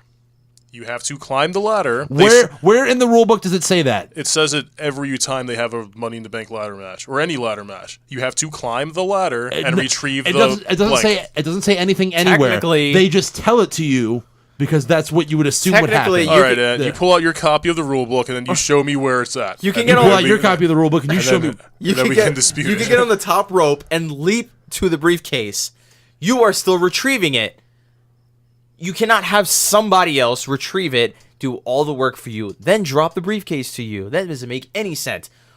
Not only that, in every Money in the Bank match, let's say all the guys are on the outside laid out and dead. One guy could run in the ring, retrieve it, and throw it to anyone he wants. Why? That sucks. Yeah, that doesn't make It's any sense. not the point of the match. It's supposed to be for the people the involved. the person who wins the match has to physically get the case down. That means that the referee... Even if you want to play around the ladder thing and you want to use something else, you still have to physically retrieve the case. If you want to use the other 6 people in the ring, you could do that too. Yeah, you want to stack them up like cordwood and then climb them. You are trying to retrieve the briefcase. The point being is that she didn't even climb. Her ass was touching the mat. If you don't physically unhook that shit from the giant carabiner thing, you have not won anything. Sorry. He's not a participant. He shouldn't be doing that shit. But, so Charlotte tells him to do the right thing. New Day come out. They say the Usos staged an escape from their own penitentiary, which is true. You totally glossed over the fact that he scheduled the second. You totally glossed over most of the segment. For the Charlotte thing? Yeah. What did he say? You glossed over all the promos, and you glossed over the fact that they're rescheduling the match. Well, that comes later on. They came later on. Did it? Yeah, way later on. That's yeah. She was just arguing. That's what I thought, yeah. Basically, all the women got their chance to argue with Daniel Bryan. Yeah. That was the point of this whole show. They introduced Big E as the Warden, says he has a big nightstick, and he will use it. And then they call him, what the fuck do they call him? Deputy. Yeah. Deputy. Yeah. So we have Big E versus Jimmy Uso. Jimmy gets thrown to the outside. The Usos try to bail on the match, but Kofi and Xavier Woods stop them. And Big E wins with a big ending. And that's it. Tamina and Natty talk to Daniel Bryan. Natty talks about her cats. Tamina wants to know if Carmella's going to get away with what happened. And Tamina's sporting a massive bruise on her left arm. Yeah, that was huge. Massive. Bryan says he will think about it. After Natty basically blew him for like 10 minutes in the fucking room. She's the ass-sucking heel, I suppose. But by the way, yeah, now that you bring that up, so Natty's basically sucking ass, but she didn't almost win the match, so what the fuck where would it get her? If you were holding the briefcase and James Ellsworth knocked you off, I'd be like, none of them were really that close. I mean, it doesn't matter. Well, no. The point being is that she's sucking up, but why? You're like, it's either going to be a rematch or Carmella keeps it. You aren't going to have any. But if she gets the rematch, she gets her opportunity. I guess everyone has their method of persuasion. I'm just saying, if other people are arguing the same thing that I'm arguing, we're all going to be in the same match. Like, it's not like I'm going to lose out. I was in the match too. Naomi's being interviewed by Dasha.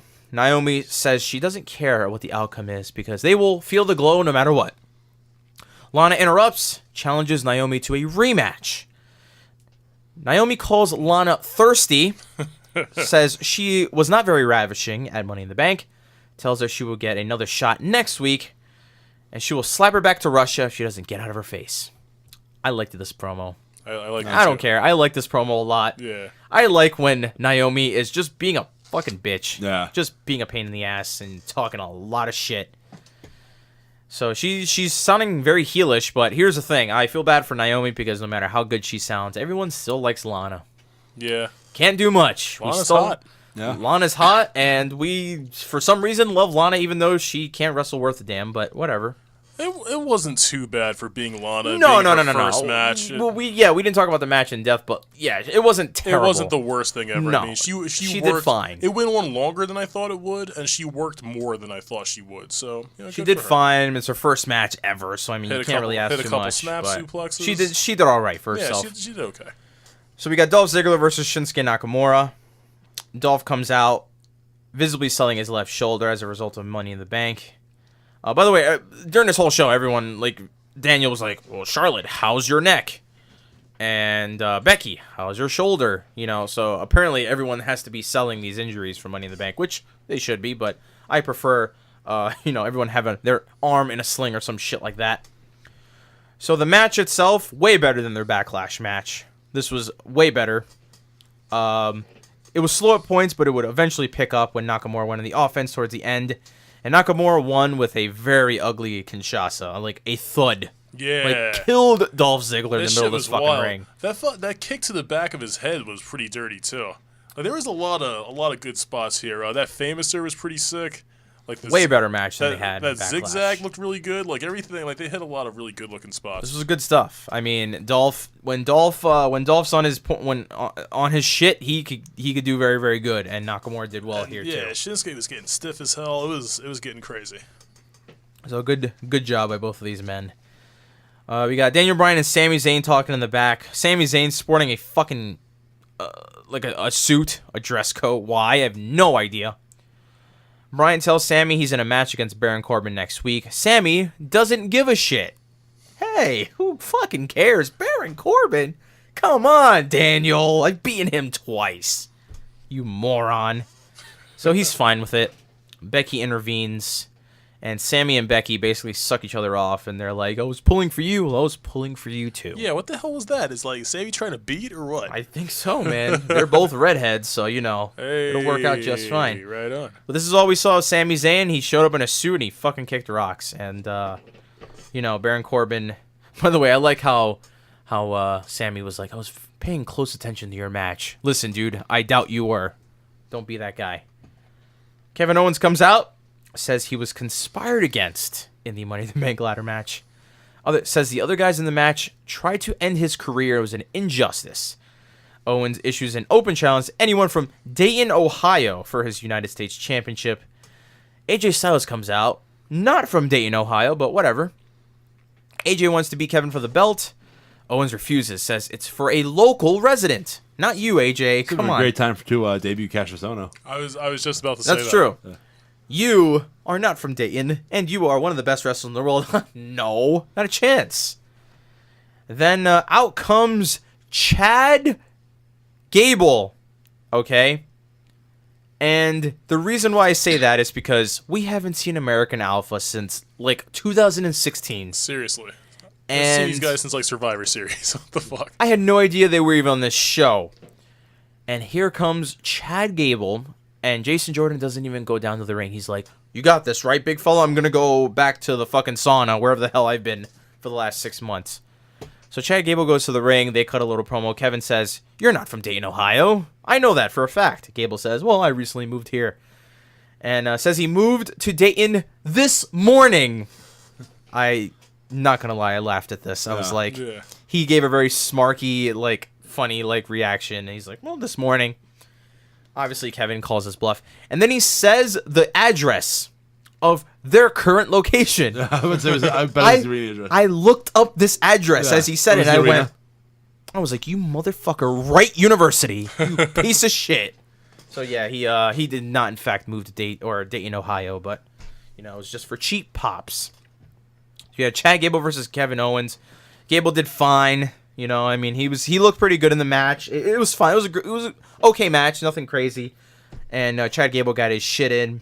Eventually, Kevin just won with a pop-up powerbomb. My only problem with this is we haven't seen American Alpha in forever. And here comes Chad Gable to just do the job and go the fuck home. I was impressed. Because he was able to, because Kev's a big boy and Chad's not a big boy, so Chad Gable's no shitty wrestler. Okay, he's pretty good. He was able to throw Kev all over the place. I'm like, oh, look at you throwing big Kev around. Fine little quick match. Gable looked all right, and Kevin did his thing, but nothing came of it. It was just that was a good way to get Kevin Owens over, and that was the end of that. We have the Hype Bros backstage with Daniel Bryan. For some reason. I feel bad for Daniel Bryan. He had to watch Zack Ryder get hurt all over again. I would be fucking pissed if some dude came in with footage of their own injury to show me backstage. I'd be like, dude, I was there that night. I know. They say they won a title shot 6 months ago, and they deserve their shot at the belts. Listen. No, you don't. It's been 6 months. The times have changed. WrestleMania's happened. No, the fuck. You are not owed a title shot anymore. That should have lapsed by now. That's bullshit. And a New Day's here anyway, so. Yeah, fuck off. So Bryan books them in a match against the Usos next week. And if they win, they get a shot at the belts. Why? You should not be wrestling the champions for the right to their belts. Why do you have to beat them twice to get these titles? Like, Your champions should be treated like gold. No, you may not wrestle them. They wrestle on pay-per-views only. Meanwhile, earlier in the night, one of them lost to Big fucking E in the middle of the ring. The Usos do not look good at the moment, okay? So now, my whole problem is we should not have to have contender matches with the champions. That's like Kenny Omega having to beat Okada to fight him again for the belt. Makes no sense at all. First of all, we see Okada defend the belt once in a while. We don't see him defend the belt every fucking day. 5 times this year. Yeah. So, Daniel Bryan, and by the way, this has breakup written all over it. So they're gonna screw up. Someone's gonna get mad at somebody else. They're gonna break up that night, and I think Zack Ryder's going to be the one to get frustrated because he's got the beard, and all heels have beards. Daniel Bryan makes his return after being a newly crowned father. I don't know why I wrote newly crowned father, but I did. Bryan mentions how they made history in the first ever women's Money in the Bank match. Crowd boos at this. They booed him for this. He brings out all the women in the match. Bryan says, people have intervened in the Money in the Bank ladder match in the past. So, but no one has ever unhooked the fucking briefcase who was not in the match and given it to someone who was. This has never happened. So he says they're on uncharted territory. Ellsworth tells Daniel Bryan that fathering a little vegan hippie baby has turned him soft and has jaded his thoughts. Then Bryan cuts a legit promo on Ellsworth. I believe that this was for real. This guy said, I will punch you so fucking fast and so hard that something, and it sounded very real. yeah. I believed this man, okay? He cut this promo from the bottom of his nutsack. All the women talk shit about each other and use Ellsworth as a punchline. Bryan tells Carmella that she would be the first person to relinquish the Money in the Bank briefcase. Then he schedules a match next week for a rematch, and the crowd boos because they wanted it tonight, but they don't know how that's not how TV works. Becky and Charlotte torture Carmella and stand tall in the ring. So we're going to get a rematch next week. Yay. I can't wait for that to have a fuck finish.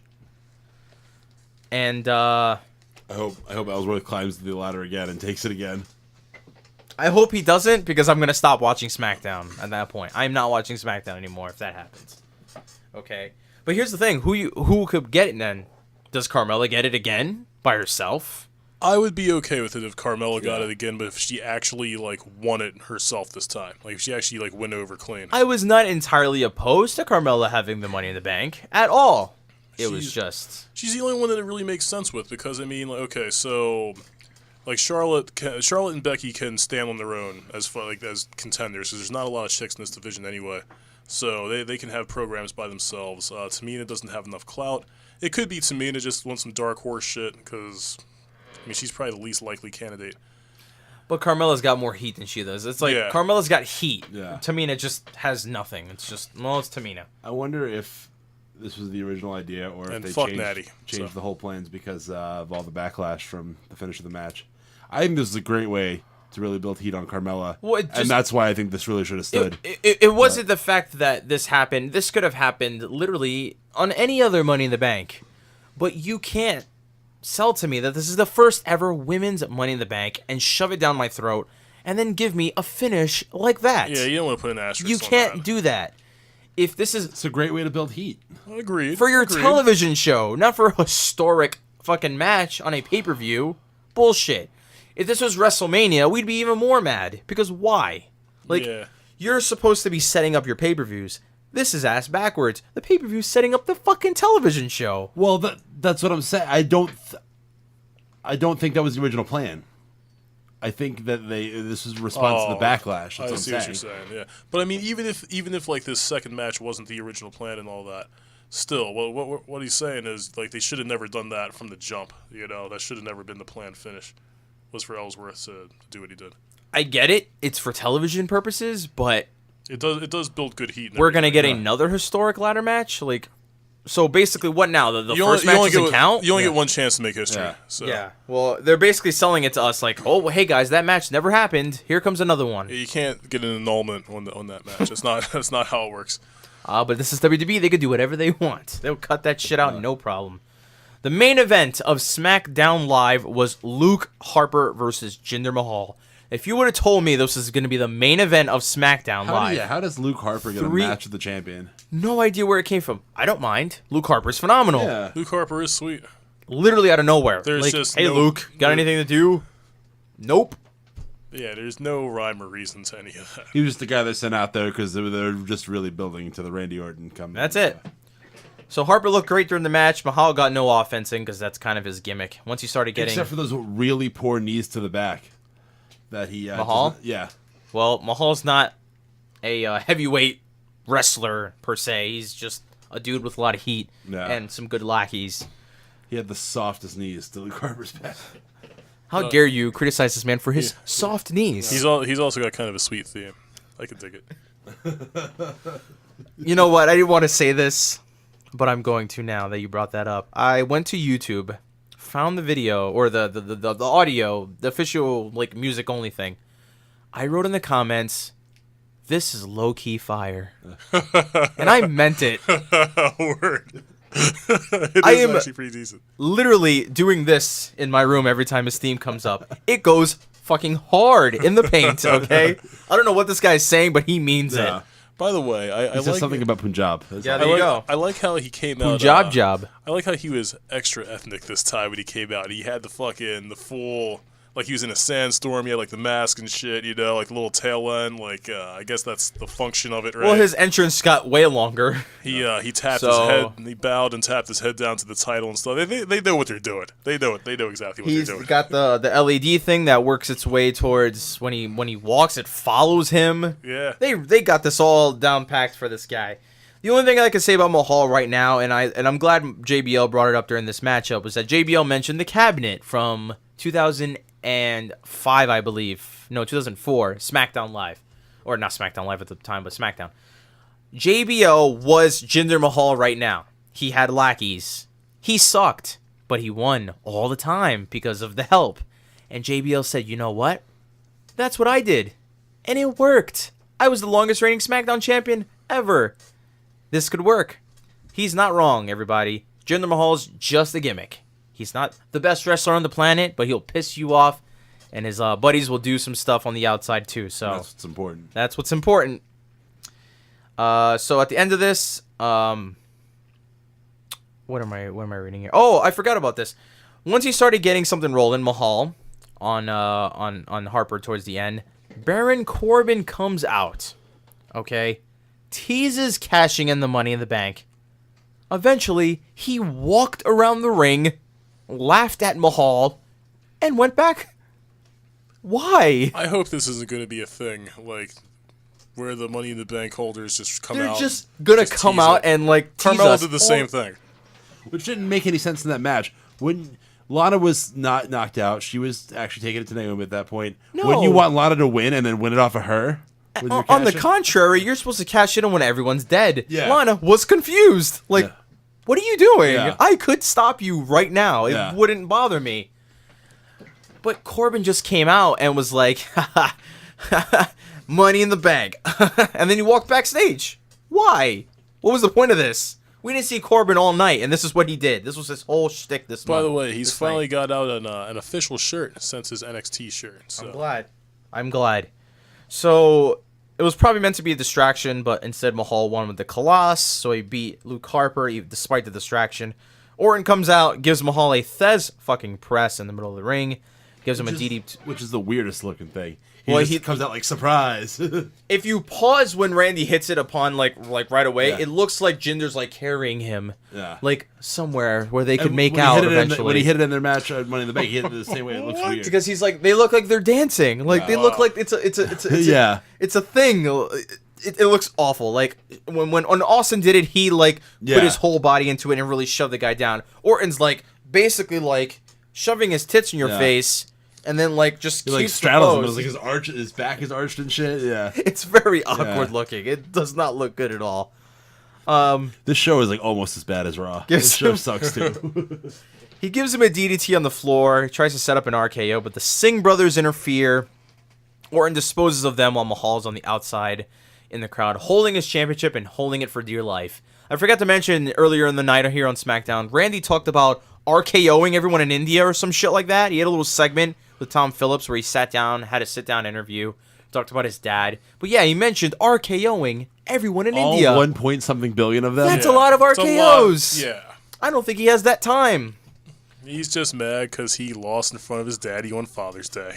Other than that, this whole SmackDown was pretty much the Money in the Bank women's fallout, not much the men's fallout. No one cared about the men's fallout because Corbin won the thing himself. So, but that was it. They got it all solved. They took it away from Carmella, and that was the end of that. So, not as terrible as Raw, because Raw is always awful. NXT, June 21st, 2017. Show starts off with them saying something about exclusive footage going on between Bobby Roode and Roderick Strong. I was very confused. I thought I was supposed to know about this. I thought this was like a YouTube-only thing. Yeah, the way they said it. Yeah. I was very confused. I was like, did this happen already? How far along am I into this? Yeah, Peyton Royce versus Ember Moon. The face that Ember Moon had at her entrance looked like she was in a scene from Hellraiser. During this match, Peyton went for a Super Fisherman suplex. Moon gets out of it, pushes Royce off, but the ref was too close and got hit in his leg. Turned around to make sure he didn't pull something. And Billy Kay guillotines Moon. And then Royce goes on the attack, works on the left shoulder that was previously injured. Moon goes for the Eclipse. Billy pulls Royce out of the ring to save her. Then Moon takes her out on the outside. Royce tried to win with a Widow's Peak, of all fucking things. And in the end, Moon hit the Eclipse and won the match. And it was fine. The only comment I have is that Peyton Royce did way better with Sarah Logan. For some reason, her and Ember just don't gel. It just feels very awkward. It did feel. It was really, not as fluent or smooth as last week for Peyton Royce, but it felt like they were like running through their spots like backstage to practice or way something. too quickly. And it was not even that. Like like when I say running through spots, I mean like it feels like they were like practicing. You know? Yeah. Like it just felt very like kind of.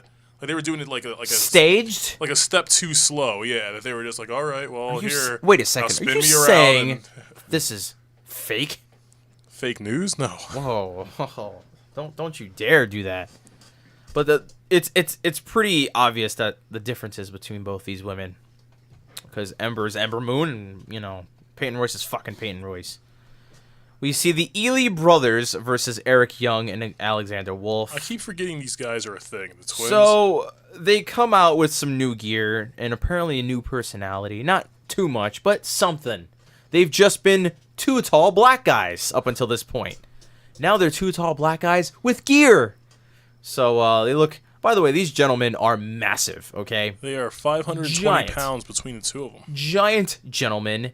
And I really do wish that they were a little more seasoned or at least had more years under their belt, because them versus the Authors of Pain would be great. Yeah. Two large teams going at it. And it'd be fun, but obviously these guys are not that experienced. So Tom Phillips did something that I could never do and tell them apart during this match. The brothers got worked over. They tried to set up a double team move, but took way too long, allowing Sanity to take advantage. And Eric Young got the pin on Gabriel, I remembered his name, after an assisted neck breaker. And that was it. It was just meant to make Sanity look good, and that's what it did. But the Ely brothers, I suppose they're going to do something with them.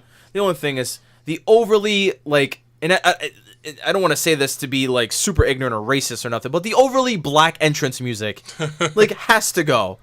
Hey, they're a black tag team. Every single black guy I've got ever to has imagine. some kind of black ass I've got to music. imagine that a black dude has came into this company at some point and said, "Can I just have a kill switch theme?" And they're like, "No, are you black? No, of course not. Here's a basic fucking beat. Go out there." I think your theme's going to start with "Can you dig it, sucker?" How's that sound? Well, that's Booker T to a T. That sounds pretty good. I think he's fine with that. But what do you think of the Ely brothers here, Tyson? You're a large black fellow. What do you think about these large black fellows? I was when I heard their weight, I was doing the calculations in my head to figure out what they would weigh a piece. I'm like, okay, so they're 520. It breaks it down to 260. They're big boys. 260. One of them is 265, which which means the other one would have to be 255. I think that'll be the defining factor in telling them apart. Still can't do it. I still can't do it. They're both the same They're not guy. relevant enough to tell apart anyway, so. Yeah, Well, they're trying to make them relevant because this show needs a tag division. they do badly. They announced a last woman standing match between Asuka and Nikki Cross next week, so we'll look forward to that. We have Rachel Evers versus Sonya Deville. Man, they cut the same my promo Lord. package for her. So Tom Phillips says Deville is one of the newer faces here in the new era.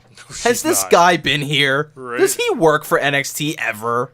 I'm pretty sure he's been here the last 3 years. He should know that he's seen Sonya Deville somewhere before. He Okay? didn't say brand new, he said newer. She's only She's been around for a year. My fucking headphones just disconnected. She's not newer, motherfucker. But I mean, she hasn't been used that much. She's still She relatively came through new. at the same time Liv Morgan did. But They're- Liv Morgan's been in the system way longer. Listen. They're trying to sell to us that Sonya Deville is some new reincarnation. We've never seen her before. Yes, we have. Plenty of times. No one cares. Like, at all. Nobody cares about this chick. Where the hell is Deonna Purrazzo at? She was never signed, so. They're desperately trying to get Deville I over think on she us. was in TNA, but I don't know if she's still there. When was the last time I saw her? Who? What's her name? Deonna Purrazzo? Yeah. She was in Ring of Honor. We saw her Yeah, in Ring of Honor yeah. live. Yeah, that was the last time we saw her. She jobbed out to Kelly Klein. Yeah. So they're desperately trying to get Deville over on us as this big fucking badass, okay? They're just talking up a storm about how dangerous she is and, oh, man, crazy. No one cares. Nobody cares about this bitch. Like, seriously. No one digs the MMA gimmick. It's not funny. Like, or it is funny. It's not entertaining. Yeah. And if, as God is my witness, if they put your hair up or square up shirt on the shop, I'm going to kill myself. Yeah. Because that's an awful tagline, okay? And she's not a great wrestler. And what was even worse, you're trying to repackage Sonya Deville, make her this big badass, right? You put Rachel Ellering out there, Yeah. who is liked by Yeah. the fans. Yes. What are you doing? And an actual wrestler. Like, And a wrestler. Why? Who does this shit? That's like putting her in there with Candice LeRae. You're not going to win that battle, Yeah, ever, no. ever. You should have put her out there with someone who is just hated. I can't think of anybody Yeah. more than this bitch. Or like some like unknown name. Like Just some yeah. unknown chick. They probably would have cheered for the jobber. It wouldn't have mattered. But it didn't help at all putting Rachel fucking Ellering out there. No. Because they loved Rachel. They hated Sonya. And when she won this fucking match, nobody cared at all. And what you want to know what's even worse? What's that? She won with a fucking hoverboard lock. I flipped my shit. I went, now you're stealing Kushida's move. We need to kill her. I don't care for this bitch anymore. I really don't care at all. Yeah. And I mean, Brock Lesnar uses that move, so shouldn't she not be allowed to use it? That's right. God damn it. I hate Sonya Deville. Like, I can't stand her. It's so stupid. Do you care? Do any of you care about this bitch at all? No. No, No not- one not- cares. So what does it matter? Fuck Daria Baronato. The MMA shtick is awful. Like, I can't stand it. Bobby Roode and Roderick She has Strong. a 3-1 legit MMA record. Oh, wonderful. Bobby Roode and Roderick Strong have a segment in the back. So this is the segment that we missed, and we thought we missed something, but apparently we didn't. Roode is taking promotional photos with his new belt. Roddy and Marina walk through, to which Bobby says, "Hey, it's the Strongs. Nice kid you have there. And if you keep popping those out, you're going to need that double wide sooner than later." Then he proceeds to tell Marina if she wants a real man to let him know. Yeah. And then Roddy lost his shit and beat the fuck out of him. Like, not like playful wrestling fights or playful wrestling punches. I heard this motherfucker punching him. Yeah. It was loud, okay?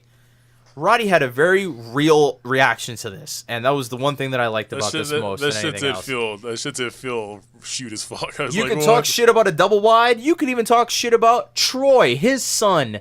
But when you mention about fucking his wife, he's going to kick your ass, and he won't let you finish the sentence. So this is a good segment. It was quick. It got to the point. We're going to get a match in 2 weeks with these guys. So Roddy, I don't think Roddy's not going to win the belt. It's not a big pay-per-view, so obviously he's not going to win. But It'd be nice. It would be really nice to see Bobby Roode fucking drop it to Roddy here, but not gonna happen.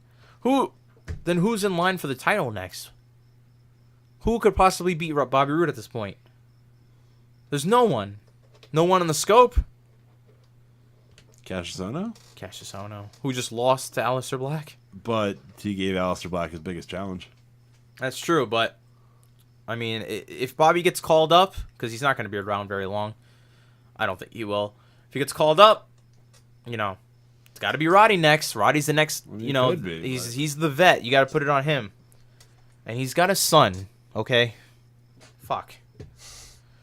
Cassius Ohno versus Aleister Black. This is the main event of the night. Cassius Ohno might be the only wrestler today working consistently that changes his wrestling gear, and I'm envious of it every single time. Like, it boggles my mind. Since PWG, he's had a different set of trunks and a fucking He's shirt. He's been doing this for a while, so. I mean, but it's the only guy. He doesn't wear the same stuff twice. Yeah. It's amazing. His wardrobe is phenomenal. Great matchup. Nothing you could really say other than it was wonderful. Aleister Black got humbled during this matchup.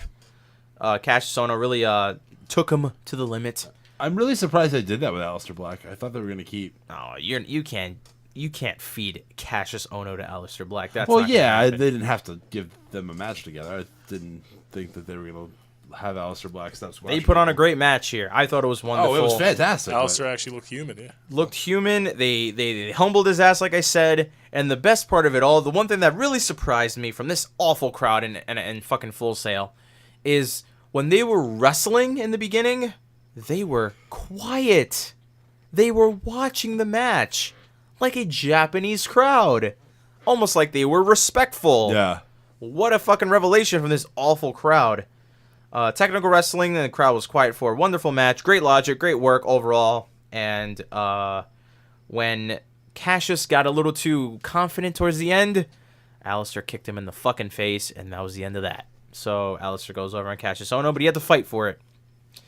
No Hideo Itami. Guess that's done with. They had their little talk in the back. Yeah. It's all cool now. Hideo told him, look, dude, I didn't have the success I had in Japan. We're cool, right?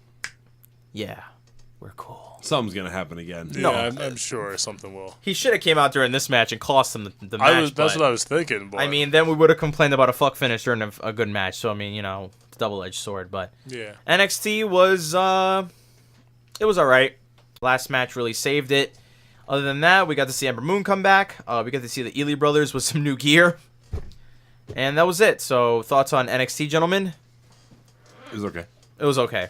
Yeah. Not as good as 2 weeks ago, but they need more guys in the tag division. no Almas. As usual. But No Almas, no Thea Trinidad. What's going on here? I'm here for Thea. I don't give a fuck about anybody else on this show. Maybe next week. Maybe next week. He couldn't make it. He's too busy partying it up with a mask on. So that's all we got, everybody. WWE Weekly, all the television this week. God awful. Still god awful, most of it. Raw is never going to change, I don't think. And we got nothing going. We got no pay-per-views this weekend. Saving all the energy for the G1 Climax. So if you're going to be ready for that, we'll be ready for it. And till then, we'll see you guys later on. Take care.